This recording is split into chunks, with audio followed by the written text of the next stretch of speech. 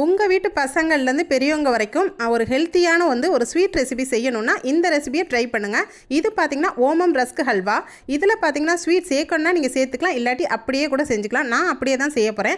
இப்போ ஓமம் ரஸ்க்கை ஒரு பேக்கெட் உடச்சி இந்த மாதிரி மிக்ஸி ஜாரில் பொடிஸ் பண்ணி எடுத்துக்கோங்க. அதுக்கப்புறம் நம்ம ஸ்டவ் ஆன் பண்ணி இதை வறுத்துக்கங்க. லைட்டாக 1 ஸ்பூன் நெய் போட்டு வறுத்துருங்க.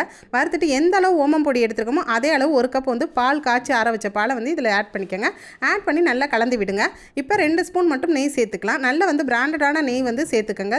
சேர்த்துட்டு நல்லா மிக்ஸ் ஆனதுக்கப்புறம் இதில் முந்திரிகளை ஒரு 10-12 முந்திரிகள் கரெக்டாக 1 ஸ்பூன் நெய் சேர்த்து இதில் பொரிச்சு இதோட ஆட் பண்ணிங்க. ரொம்ப சூப்பரான ஸ்வீட் சட்டுன்னு 5 நிமிஷத்தில் இந்த ஓமம் ரஸ்க் பாக்கெட்டை வச்சு ஒரு ஹெல்த்தியான ஸ்வீட் ரெசிபி செஞ்சிடலாம்.